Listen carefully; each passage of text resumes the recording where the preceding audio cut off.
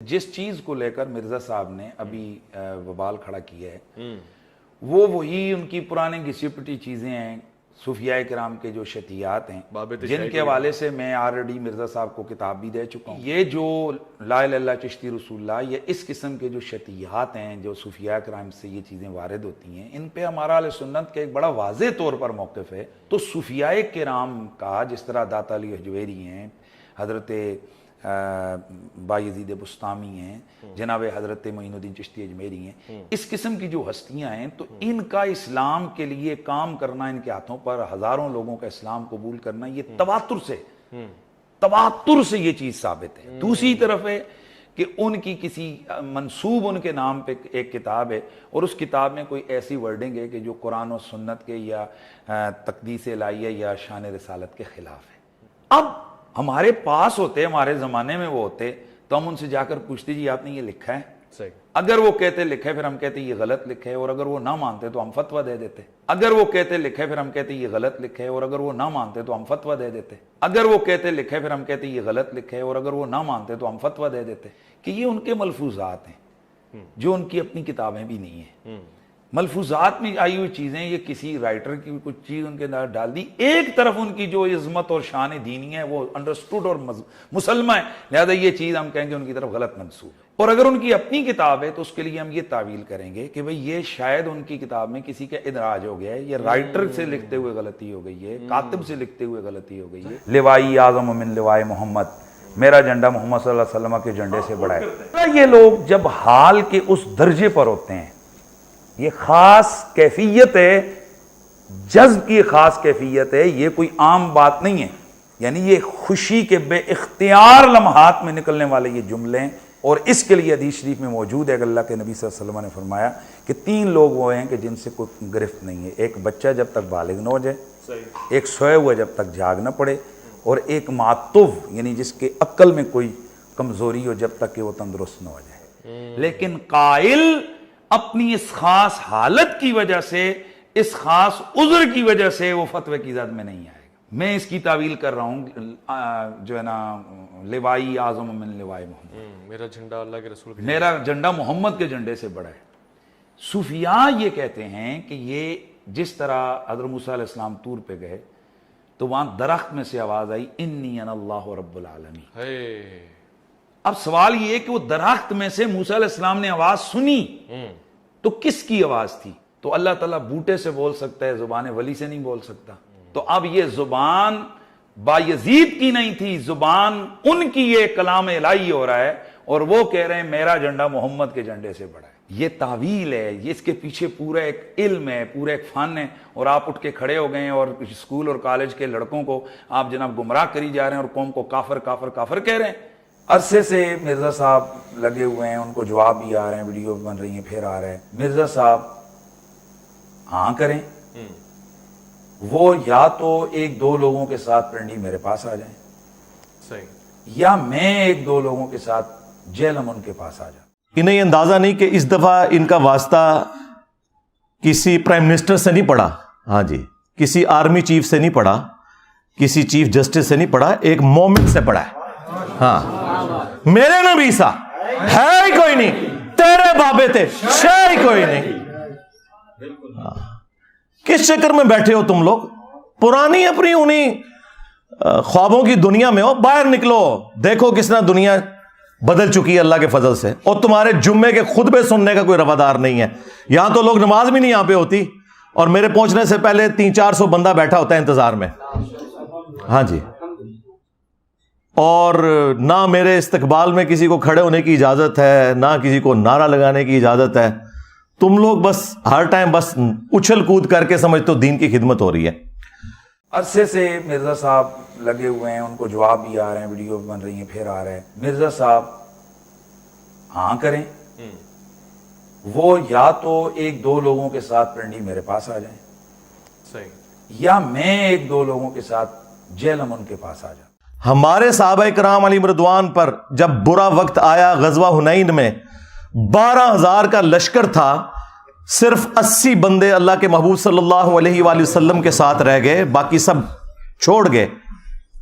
एक मुतकब्बराना जुमला निकल गया صحابہ کی زبان سے کہ ہم بدر میں 313 تھے، غالب آئے، آج تو ہماری تعداد بھی زیادہ ہے کافروں سے. تو اللہ تعالیٰ نے کہا پھر تمہیں بھاگنے کی جگہ نہیں ملی، سب تتر بتر ہو گئے. اور نبی صلی اللہ علیہ وآلہ وسلم اپنے خچر پر سوار فرنٹ سے لیڈ کرتے ہوئے آگے بڑھ رہے ہیں دشمنوں کی صفوں کے اندر. انا النبی لا کذب انا ابن عبد المطلب، میں نبی ہوں، اس میں کوئی شک نہیں، میں عبد المطلب کا بیٹا ہوں. یہاں پتا چلتا ہے کہ لیڈر ہوتا ہے. ہاں. اور پھر آپ نے اپنے مبارک ہاتھوں سے ایک مٹھی بھری کنکریوں کی اور یوں کافروں کی طرف پھینکی، سب کی آنکھیں اندھی ہو گئیں، اللہ تعالیٰ نے فتح دے دی. اب اللہ کے محبوب علیہ السلام تو فرنٹ سے لیڈ کر رہے ہیں، جبکہ تم یہ سمجھ رہے ہو کہ 14 صدیوں میں اتنا بڑا فتنہ کوئی نہیں آیا، تو بڑوں کو نکالو، ہاں لگواؤ ہوا انہیں، چھوٹے چھوڑو، یہ کس دن کام آنے ہیں بڑے. ٹھیک ہے، تمہارا دعویٰ ہے کہ میں نے ایک فرقہ لانچ کیا ہے بقول تمہارے، تو پھر اس فرقے کا بڑا تو میں ہوا نا، تو اپنے بڑے نکالو نا. یہ الگ بات ہے کہ نہ ہماری کوئی چندہ بک، نہ ہماری کوئی مسجد، نہ کوئی مدرسہ، نمازیں تمہارے پیچھے پڑھیں، چندے تمہیں دیں جو تمہاری زندگی موت کا مسئلہ ہے. پھر بھی وہ جھوٹا الزام، اس گندگی کا الزام جو تمہارے بڑوں نے ڈالی ہمارے اوپر لگاتے ہو کہ ہم نے فرقہ لانچ کیا ہوا ہے. یہ تعویل ہے، یہ اس کے پیچھے پورا ایک علم ہے، پورا ایک فن ہے، اور آپ اٹھ کے کھڑے ہو گئے ہیں اور اسکول اور کالج کے لڑکوں کو آپ جناب گمراہ کری جا رہے ہیں اور قوم کو کافر کافر کافر کہہ رہے ہیں. اور بھائی فرقے جب لانچ ہوتے ہیں تو وہ کہتے ہیں ہم مسلمان باقی سارے کافر، اور میں یہ کہتا ہوں تم سب مسلمان ہو. اور بھائی فرقے جب لانچ ہوتے ہیں تو وہ کہتے ہیں ہم مسلمان باقی سارے کافر، اور میں یہ کہتا ہوں تم سب مسلمان ہو. اور بھائی فرقے جب لانچ ہوتے ہیں تو وہ کہتے ہیں ہم مسلمان باقی سارے کافر، اور میں یہ کہتا ہوں تم سب مسلمان ہو. اب ہمیں فرقہ کہہ رہے ہو، چلو ٹھیک ہے، for the sake of argument نکالو اپنا بڑا باہر. بریلویوں کو شوق ہے نا، نکالو مفتی منیب الرحمان صاحب کو حفظہ اللہ تعالی، میں ان کے قدموں میں بیٹھوں گا، اس کرسی پہ انہیں بٹھاؤں گا. صحیح. ہاں، جو بندیوں کو بڑا گھمنڈ ہے نا، نکالو مفتی تقی عثمانی صاحب کو. اہل حدیث کو گھمنڈ ہے، ساجد میر صاحب کو نکالو. شیعہ کو کوئی ایشو ہے تو ساجد نقوی صاحب کو نکالو. میں ان کے قدموں میں بیٹھوں گا، آئے ہم سے عقیدہ توحید پہ بات کریں، عقیدہ ختم نبوت پہ بات کریں، ان ایشوز کے اوپر بات کریں. اور یہ بھی ان کے شوق کی وجہ سے. مجھے کوئی شوق نہیں ہے کہ جن کی ویڈیوز کو 200-250 بندہ نہ دیکھتا ہو، جب تک میری تصویر نہ لگا لیں، ہزاروں میں وہ ویڈیو نہ جائے، میں نے ان کے ساتھ بیٹھ کے کیا کرنا ہے. چلو انہیں شوق ہے نا کہ جی وہ انجینئر صاحب کو ہمارے ساتھ بٹھا دیں، جی بیٹھ جاتے ہیں. کوئی بھی تیار نہیں ہوگا ان کے بڑوں میں سے. آپ نے پتہ کیا کرنا ہے، آپ نے ایک بڑی بوتل رکھنی ہے یا دودھ پتی کا ایک کپ رکھنا ہے سائڈ پہ، ایک وڈا چپساں دا پیکٹ، یہ گھر دے بنے ہوئے چپس، اور انہوں دی ویڈیوز لا کے انہوں دی چیخاں سننی ہیں، انجوائے کرنی ہے، بس اس سے زیادہ کچھ نہیں کرنا. ہاں بس تھوڑا اتنا ہی کام ہے. تو یہ گستاخ کا ان کا ہتھیار پرانا ہے. ان کے جو اعلیٰ حضرت تھے نا، ان کا بھی یہی ایک ہتھیار تھا جس کے ذریعے انہوں نے دنیا پہ رول کیا. آج انہیں دنیا سے گئے آلموسٹ 100 سال ہونے والے ہیں. 1921 میں ان کی ڈیتھ ہوئی احمد رضا بریلوی صاحب کی، بمطابق 1340 ہجری. اور انہوں نے اپنے زمانے میں باقی مکاتب فکر کو گستاخ ڈکلیئر کر کے کافر ڈکلیئر کیا کیٹاگوریکلی. اسی روش کے اوپر یہ لوگ چل رہے ہیں. احکام شریعت میں احمد رضا بریلوی صاحب سے سوال ہوا کہ یہ جو وہابی لوگ ہیں، قادیانی، شیعہ، مختلف فرقوں کے نام لکھ کے نا ان سے سوال پوچھا گیا کہ کیا ان کا ذبیحہ حلال ہے اگر یہ اللہ کا نام لے کے کوئی جانور ذبح کریں؟ تو انہوں نے جواب میں کہا کہ وہابی، خواہ دیوبندی ہوں، اہل حدیث ہوں، قادیانی ہوں، قادیانی کافروں کو ان کے ساتھ شامل کیا، شیعہ ہوں، نیچری ہوں یعنی نیچر کے ماننے والے، یہ سب کے سب لوگ 1,00,000 دفعہ بھی اللہ کا نام لے کر کوئی جانور ذبح کریں تو ذبیحہ مردار ہی رہے گا. اور یہ سب کے سب مرتد یعنی واجب القتل ہیں، یعنی اسلام سے نکل چکے ہیں، واجب القتل ہیں. البتہ یہود و نصارہ کا ذبیحہ حلال ہے. ہائے میں صدقے منو کہتے ہیں یہود و نصارہ دا ایجنٹ. اوے تہاڈا وڈا باقی سارے فرقے نو یہود و نصارہ تو بدتر سمجھدا سی. دسو ایجنٹ کون ہے؟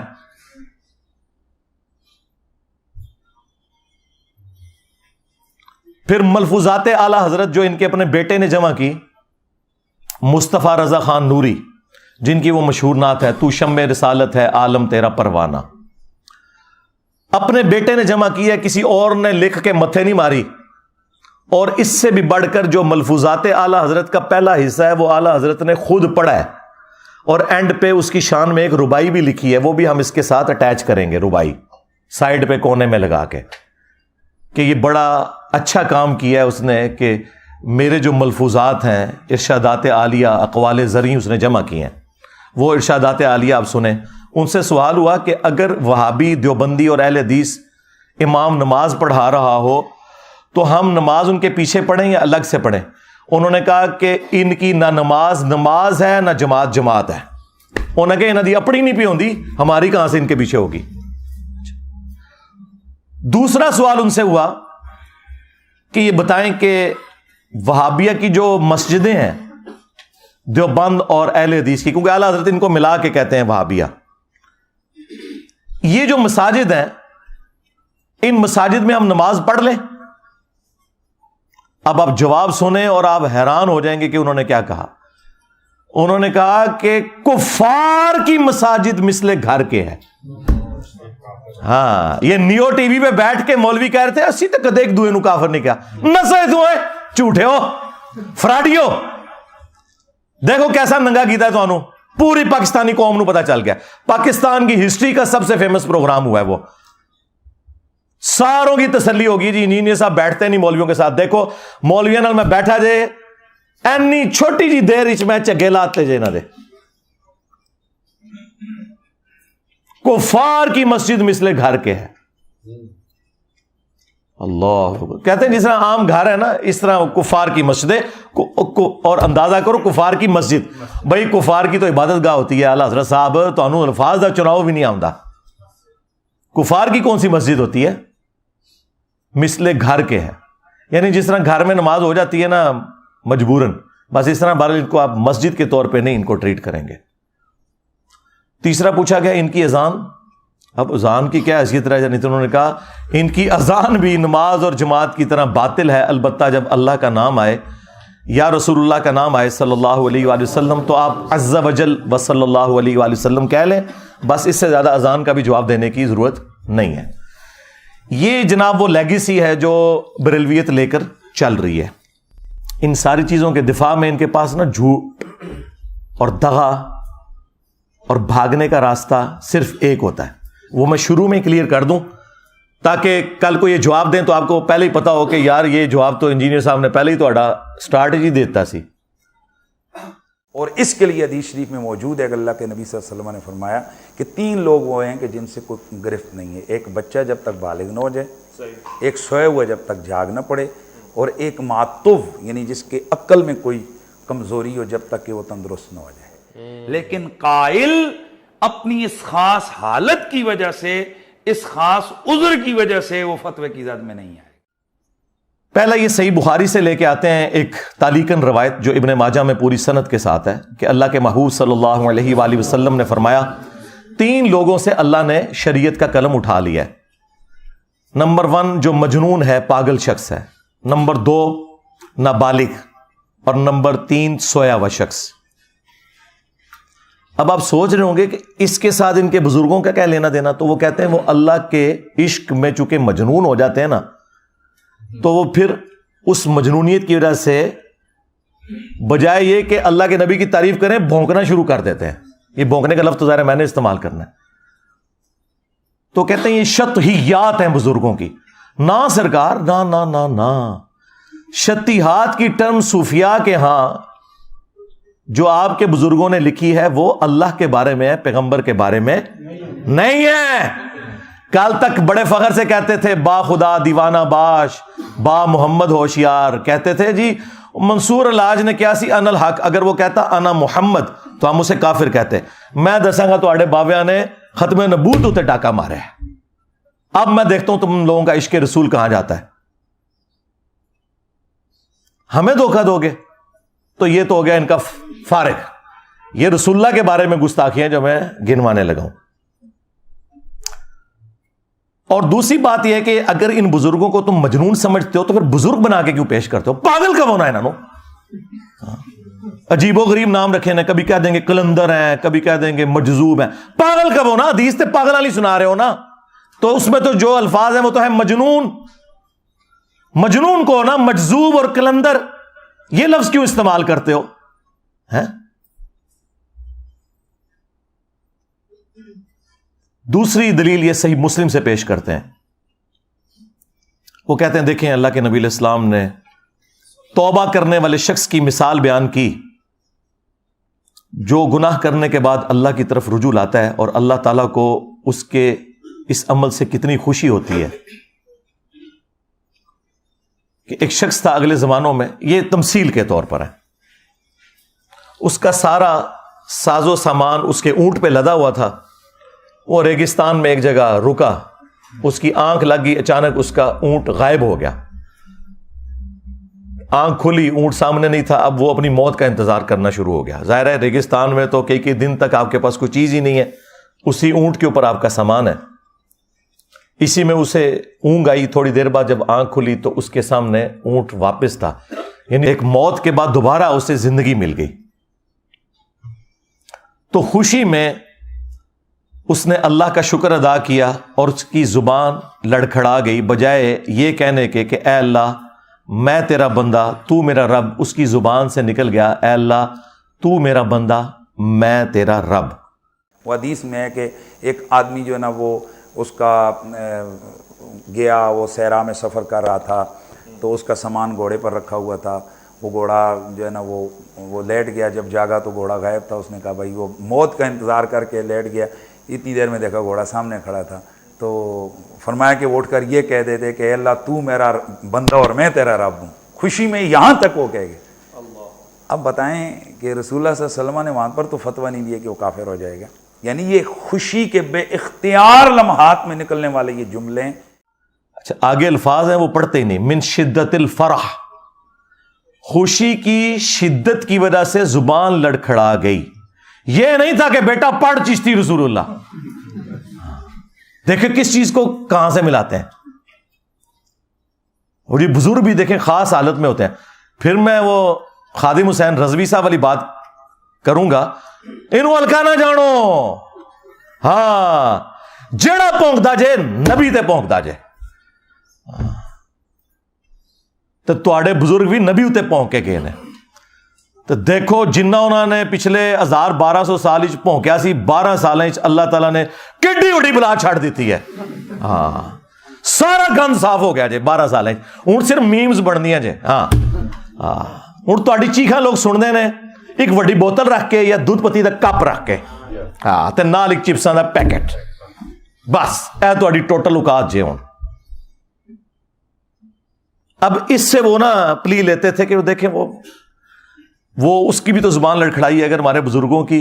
پھر میں یہ بات کروں گا, یہ پھر بات اللہ کے بارے میں ہے, رسول اللہ کے بارے میں نہیں ہے. میں بریلویت دی دائی ہاں, 31 سال میں بریلوی رہا. میرے تو وڈا کیڑا بریلوی ہے. اج بھی میں بریلوی بن کے باواں تے کوئی وہابی میرا مقابلہ نہیں کر سکتا. ہاں منو دسو گے. ہاں با خدا دیوانہ باش با محمد ہوشیار. دیوانگی صرف اللہ کے لیے ہے, رسول اللہ کے لیے دیوانگی نہیں چلے گی. ہاں جی سب سے پہلے چشتی رسول اللہ, ہائے مشہور زمانہ. اب ویسے حشر بیشت والوں نے نا اس واقعے کو نا چینج کر کے نا وہ چشتی رسول اللہ کی جگہ بھی محمد رسول اللہ کر دیا. باقی سارا واقعہ اونجی لکھے آ جائے, مولوی دی عقل پوری جی ہوندی جے. وہ کہتے ہیں جی وہ معین الدین چشتی المتوفا 633 ہجری. اب پتہ نہیں انہوں نے یہ کیا کہ نہیں, ہم ایک ٹن حسن ظن رکھتے ہیں کہ انہوں نے نہیں کیا ہوگا, ان کے کسی ماننے والے نے لکھ دیا. بال ان کا دعویٰ ہے کہ یہ بات بالکل ٹھیک ہے. تو وہ کہتے ہیں ان کے پاس کوئی مرید ہونے آیا تو انہوں نے کہا کہ تم کلمہ کیسے پڑھتے ہو؟ تو اس نے کہا لا الہ الا اللہ محمد رسول اللہ. تو انہوں نے کہا ایک دفعہ میرے کہنے پہ پڑھو لا الہ الا اللہ چشتی رسول اللہ. نعوذ باللہ.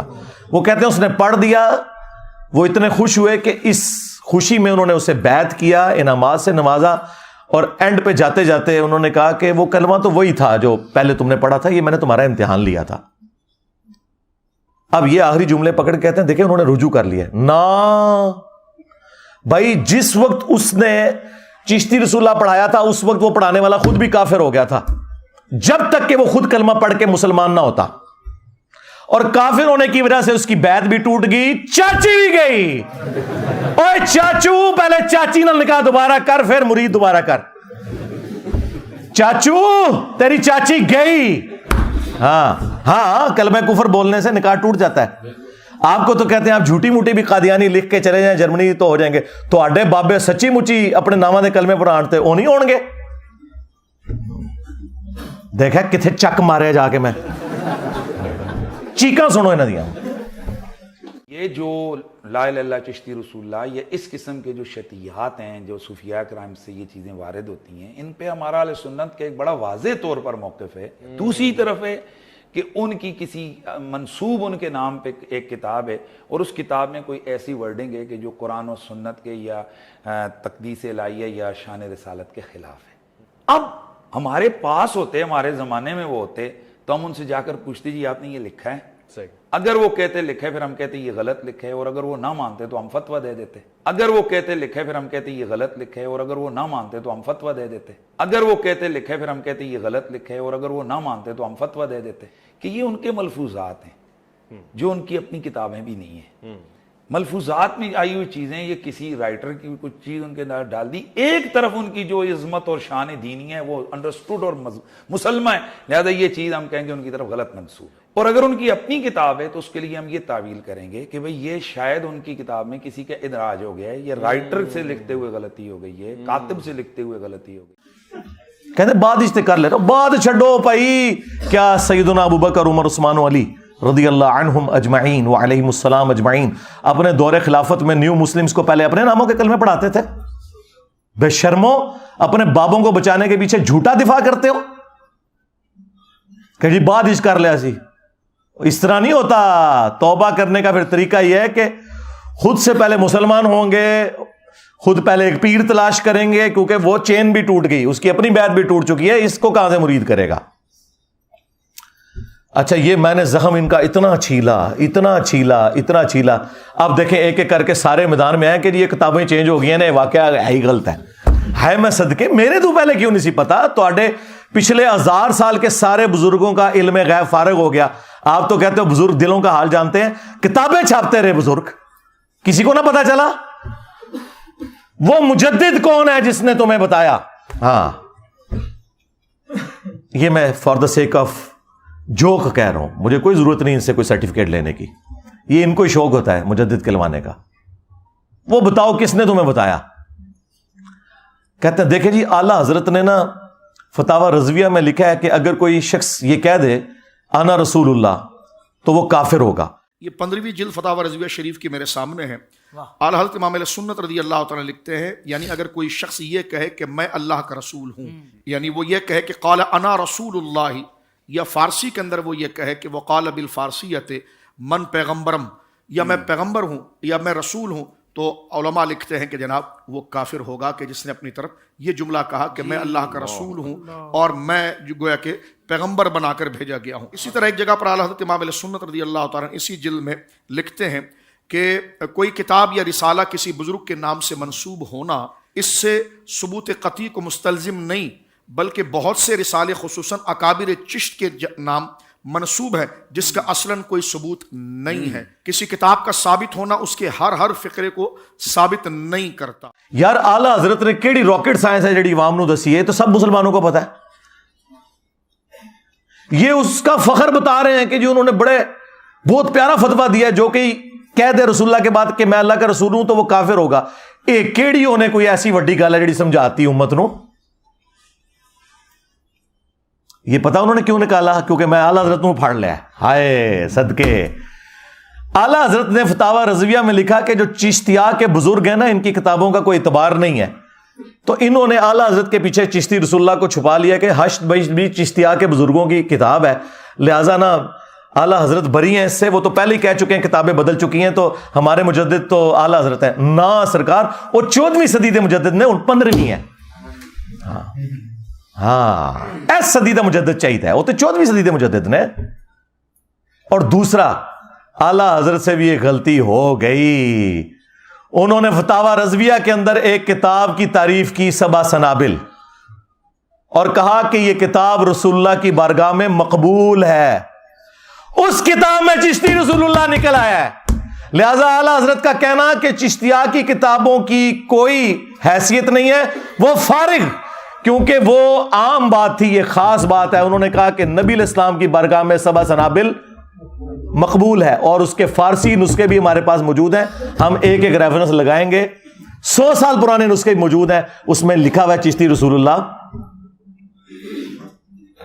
اور اس میں اینڈ پہ بڑی پیاری بات لکھی ہوئی ہے کہ خواجہ نے کہا کہ میں کیا ہوں, میں تو رسول اللہ کے کمینے غلاموں میں سے ایک غلام ہوں.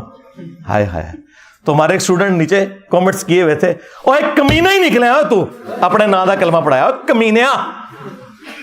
کمینہ ہی نکلے ہیں. صحیح کیا ہے اس گل دی میں تائید کرنا, تو واقعی کمینہ غلام نکلے ہیں, جھوٹیا. اچھا, وہ اعلیٰ حضرت نے اب اس کتاب کی تعریف کر دی, اس کے اندر چشتی رسول اللہ نکل آیا. اب ان کے پاس کوئی بھاگنے کا راستہ نہیں ہے. اور سب سے بڑھ کر ان کے جو مولوی آج کل چھوٹے موٹے انہوں نے لانچ کیے ہوئے ہیں, وہ اس مناظرے میں بیٹھے ہوئے ہیں جس میں چشتی رسول اللہ کا یہ دفاع کر رہے ہیں وہابیوں کے سامنے, اور یہ چھوٹو بیٹھ کے کہہ رہا ہے سبحان اللہ. خواجہ نے کیا فرمایا, سنو کہ میں کون ہوں اور کیا ہوں. محمد الرسول اللہ صلی اللہ علیہ وسلم کے دربار کے کمینے غلاموں میں سے ایک ہوں, کمینے غلاموں میں سے ایک ہوں, کمینے غلاموں میں سے ایک ہوں. ہائے میں صدقے, واہ واہ واہ واہ واہ واہ واہ. میں نے یہ اہمی دعویٰ نہیں کیا تھا کہ زندہ مردہ کر لو, ہوں اس دعوت حق کے آگے بند باندھنا ممکن نہیں ہے. کیوں؟ میرے نبی سا ہے ہی کوئی نہیں, تیرے سارے بابے شاہ ہی کوئی نہیں رسول اللہ کے مقابلے پر صلی اللہ علیہ وآلہ وسلم.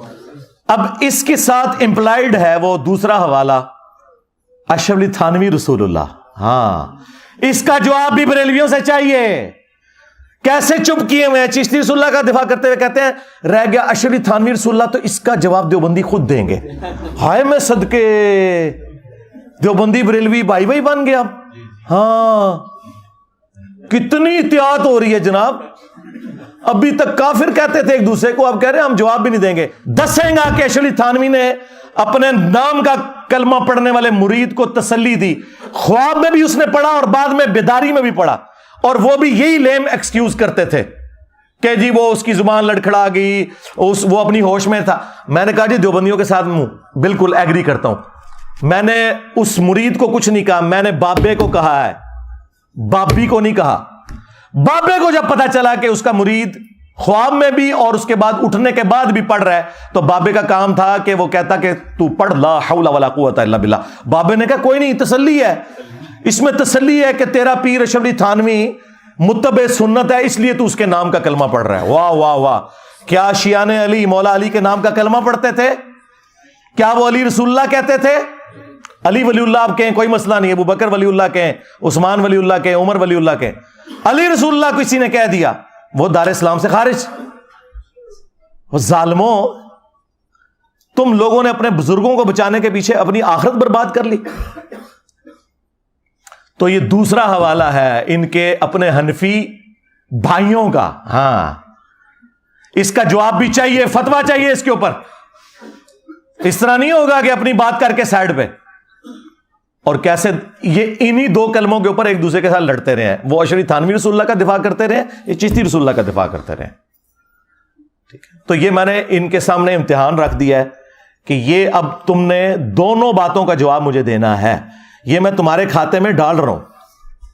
اس کی وجہ یہ کہ تم لوگ سامنے ہی نہیں آ رہے, اب اس پہ بات کرنا ہی چھوڑ گئے ہو. کشف المحجوب سے علی بن عثمان حجویری المتوفا 465 ہجری, المعروف داتا گنج بخش, جن کی کتاب مشہور ہے کشف المحجوب, لاہور میں مزار ہے. ہم ان کے بارے میں 1,00,000 ٹن حسن ظن رکھتے ہیں کہ انہوں نے نہیں لکھا ہوگا. میں کہتا ہوں بزرگوں کو بچاؤ, آپ کو کہ بعد میں ان کے مریدوں نے ڈال دیا, لیکن کہتے ہیں نہیں معرفت کی باتیں ہیں, آپ کو نہیں پتا. تو ٹھیک ہے، پھر معرفت کی باتیں ہیں تو ہم آپ کی عوام کو بتاتے ہیں یہ معرفت کی بات. انہوں نے صحف اور سکر کے اوپر چیپٹر باندھا، ایک چیپٹر نمبر 14. اس میں انہوں نے جنید بغدادی کا صحف بچانے کی خاطر حضرت داؤد علیہ السلام کے اوپر ایک گستاخانہ واقعہ منسوب کیا، اور بایزید بستامی کا سکر بچانے کی خاطر رسول اللہ کے اوپر ایک گستاخانہ واقعہ منسوب کر دیا، نعوذ باللہ. اور انہوں نے کہا کہ حضرت داؤد علیہ السلام بھی تو، ان کی نظر بھی اپنے ایک صحابی کی بیوی، جو صحابی کا نام تھا اوریا، اور وہ پورا واقعہ تورات کے اندر لکھا ہوا ہے، آج بھی تورات میں لکھا ہوا ہے. وہ ٹیمپرڈ تورات، تحریف شدہ، اس کے ریفرنس کو کوٹ کیا اپنا بابا بچانے کی خاطر. ایک تو ہے نا واقعہ نقل کیا، نہیں رزلٹ نکالا کہ وہ چھت پہ نہا رہی تھی تو اس پہ نظر پڑی، انہوں نے اس صحابی کو جنگ میں آگے بھیج کے قتل کروا دیا، اور پھر اس کی جو بیوہ تھی اس کے ساتھ خود شادی کر لی، نعوذ باللہ.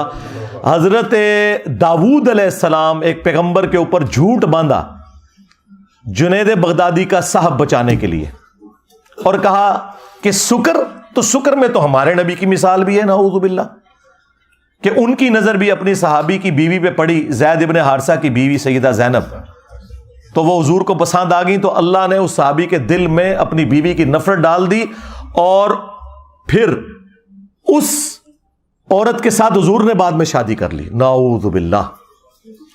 اب کافروں کو کوئی اور سازش کرنے کی ضرورت نہیں ہے، جو ہمارے بزرگان بے دین نے کر دیا. اور یہ کتاب ضیاء القرآن پبلیکیشن نے چھاپی، پیر کرم شاہ صاحب کا جو ادارہ ہے، اور اس کتاب کے مقدمے میں پیر کرم شاہ صاحب نے صفوں کے صفحے کالے کیے ہیں کہ اس کتاب جیسی اور کوئی کتاب نہیں ہے. اور ہمارے جو بابا جی خادم رضوی صاحب تھے نا، جب تک وہ زندہ تھے میرے کو نسیرے نے، ہاں بہت ڈردے سی میرے کو، اور پتا سی انہیں چک وٹ لیا، انہوں نے نجی محفل کیا انجینئر نہ چیڑو، گلا صحیح پہ کرتا پر اسی گلا کر نہیں سکتے. ہاں وہ نہ کشف المحجوب لڑاتے تھے کہ جدہ کوئی مرشد نہ ہو کتاب پڑھ لے، تو میں نے اسی طرح پکڑ کہا تھا بابا جی کشف المحجوب، اس میں تمہارے رسول اللہ کا سکینڈل لکھا ہوا ہے، بول اب اس کے اوپر، یہ کتاب ہے مرشد پکڑنے والی. خادم رضوی صاحب کی زندگی میں 2017 کے اندر ایک ہفتے میں 7 لاکھ لوگوں نے ویڈیو دیکھی، جواب نہیں آیا. ہاں پہلی مرڈر اٹیمپٹ کرنے والا بندہ آ گیا جیل میں میرے پہ، ہاں اس کے بعد پہلی مرڈر اٹیمپٹ ہوئی تھی، ایک جواب آیا سی میرے کو، جواب نہیں آیا. یہ بکواسیات لکھی ہوئی. اچھا پیر کرم شاہ صاحب نے نا وہاں مقدمہ لکھا اور بڑی تعریف کی، لیکن ظاہر ہے مس ہینڈلنگ تو ہو جاتی ہے. اسی پیر کرم شاہ نے ضیاء القرآن جب تفسیر قرآن کی لکھی، اس میں جب سورۃ الاحزاب کی تفسیر کی باری آئی تو انہوں نے کہا کہ غیر مسلموں نے سازش کر کے ہماری کتابوں میں گستاخانہ واقعات داخل کر دی ہیں، جس میں سے ایک واقعہ سیدہ زینب اور زید ابن حارثہ اور نبی علیہ السلام سے متعلق، وہی واقعہ جو کشف المحجوب میں لکھا تھا انہوں نے کہا یہ کافروں کی سازش ہے، اور کشف المحجوب کے مقدمے میں لکھا کہ یہ بڑی بہترین کتاب ہے. ان 10 کافر کیڑا ہے جن نے سازش کر کے کتاب بھی چھپایا ہے؟ کتنی 2 نمبری. اگر اسے پتا نہیں تھا کتاب کی تعریف نہیں کرنی چاہیے تھی، اور اگر پتا تھا تو منافقت کی. جس طرح میں کہتا ہوں کہ اعلیٰ حضرت کو اگر نہیں پتا تھا تو پھر سمجھ لو کہ اعلیٰ حضرت کا علم غیب فارغ، کہ سبا سنابل کے اندر چشتی رسول اللہ لکھا ہوا ہے، ہاں، اور غوث وقت کا علم غیب فارغ، باقی دشائی کوئی نہیں. اور اگر اسے پتا تھا پھر ایمان فارغ. اب مجھے بتائیں، میں اگر انہیں بند گلی میں داخل کر دوں، انہیں بھاگنے کا راستہ نہ ملے، تو انہوں نے میرے سر کی قیمت ہی رکھنی ہے نا. ہاں اس کے سر کی 22 کروڑ عوام میں ایک بندے کے سر کی قیمت رکھی گئی ہے. وہ خود قتل کرے اپنے جذبہ ایمانی پر، میں اس کو 5 لاکھ روپے انعام دوں گا. 5 لاکھ روپے کا انعام کا اعلان کرتے ہیں جو مرزا جیلمی کو قتل کرے گا. 100% میں اعلان کرتا ہوں، 100% میں اعلان کرتا ہوں. تو کیا ملا ہے؟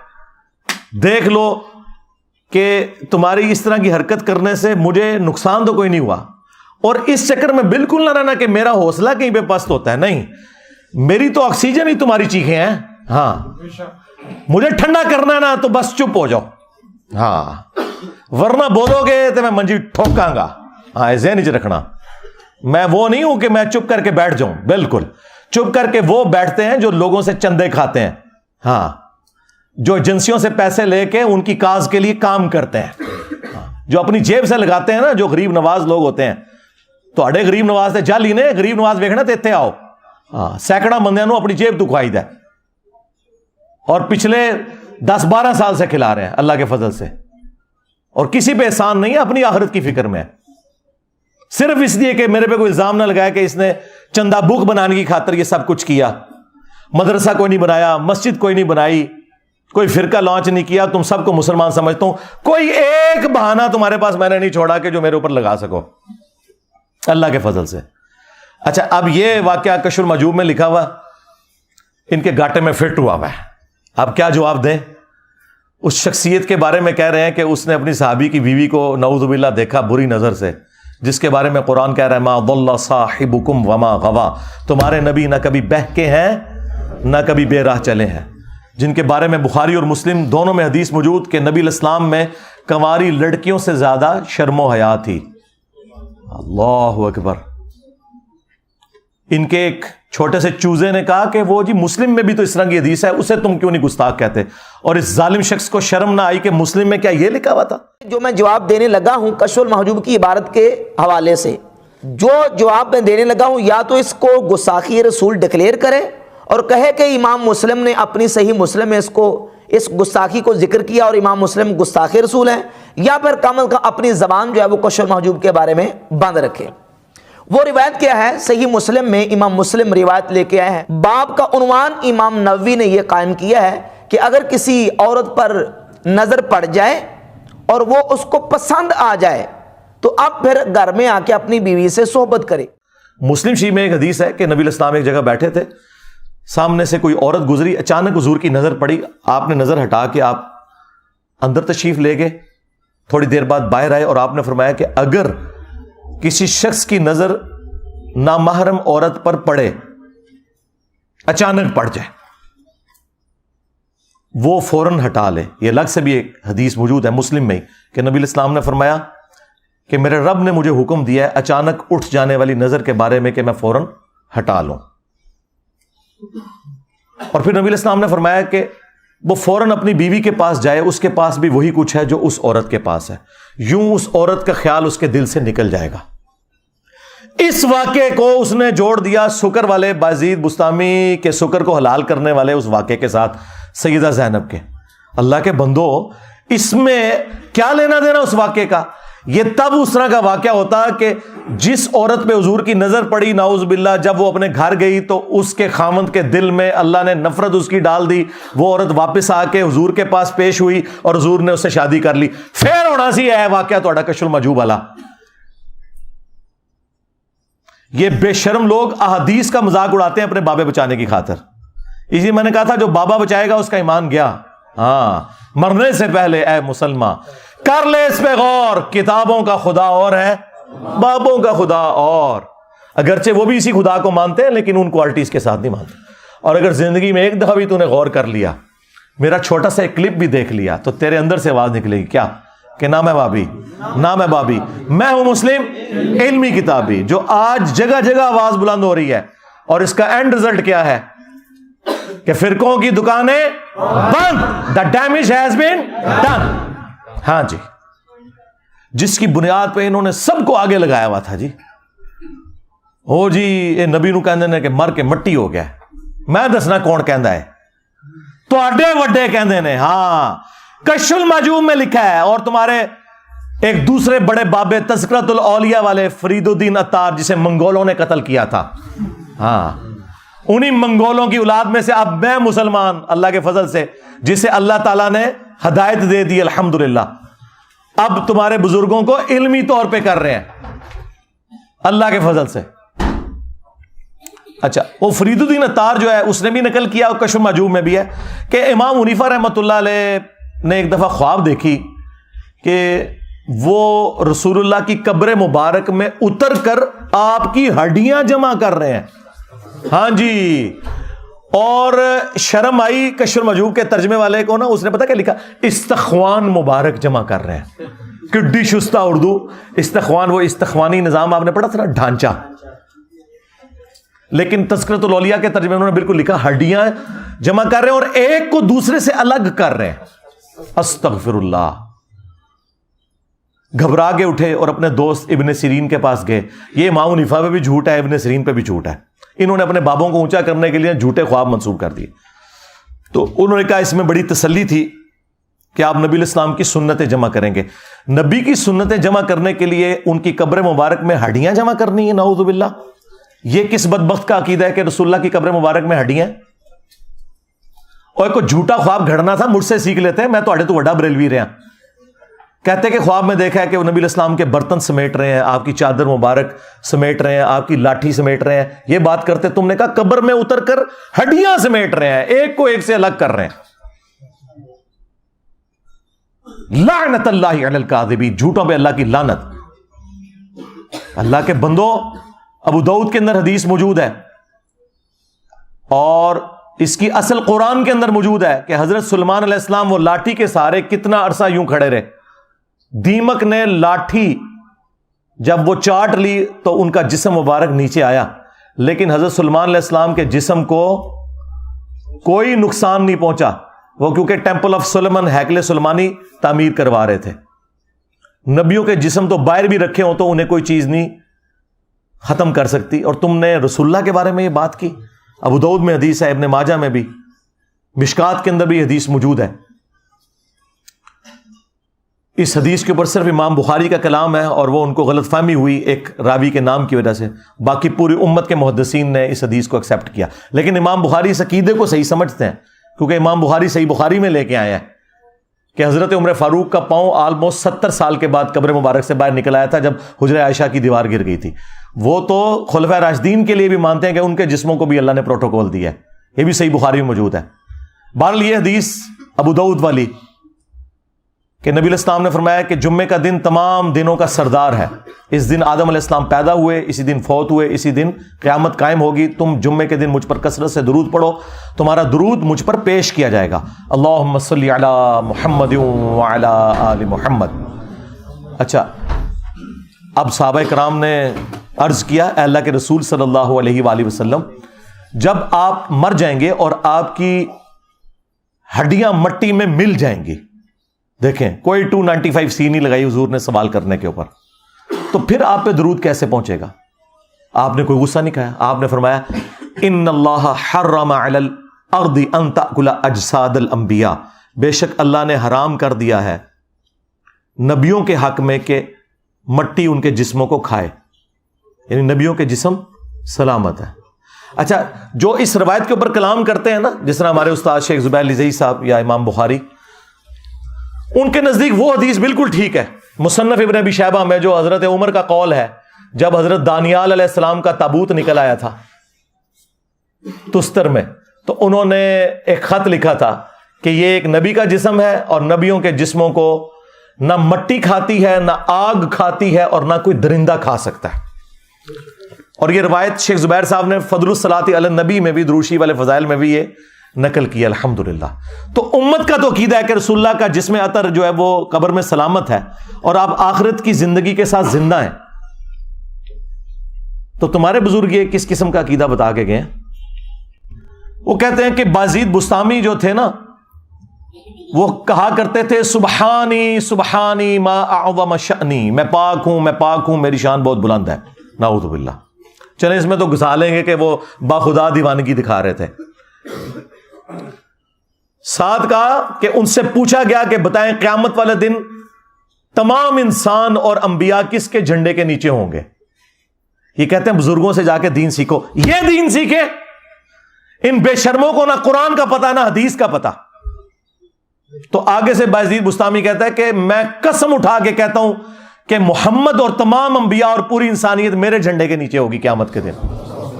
نعوذ باللہ. یہ عقیدہ رکھنے والوں پہ اللہ کی لعنت, اس کا دفاع کرنے والوں پہ اللہ کی لعنت, اللہ کے فرشتوں کی لعنت, تمام لعنت کرنے والوں کی لعنت. اور یہ سارے ان کے جو ماننے والے ہیں, تمہارا حشر انہی لوگوں کے ساتھ ہو, اور ہمارا حشر اللہ کے محبوب علیہ السلام, ان کے جانثار اہل بیت خلفائے راشدین کے ساتھ ہو. آمین. پھر اس پہ نہیں رکا وہ, میں اس کی تعویل کر رہا ہوں جو ہے نا لوائی اعظم من لوائی محمد، میرا جھنڈا اللہ کے رسول میرا جھنڈا محمد کے جھنڈے سے بڑا ہے۔ صوفیاء یہ کہتے ہیں کہ یہ جس طرح حضرت موسیٰ علیہ السلام طور پہ گئے تو وہاں درخت میں سے آواز آئی انی انا اللہ رب العالمین۔ اب سوال یہ ہے کہ وہ درخت میں سے موسیٰ علیہ السلام نے آواز سنی تو کس کی آواز تھی؟ تو اللہ تعالیٰ بوٹے سے بول سکتا ہے، زبان ولی سے نہیں بول سکتا۔ تو اب یہ زبان بایزید کی نہیں تھی، زبان ان کی یہ کلام الہی ہو رہا ہے، اور وہ کہہ رہے ہیں میرا جھنڈا محمد کے جھنڈے سے بڑا ہے۔ آگے بکواس کرتا ہے لوائی اعظم من لوائی محمد، میرا جھنڈا محمد کے جھنڈے سے بھی بڑا ہوگا۔ اور تنو کھنگڑ نہیں دینا کسی نے۔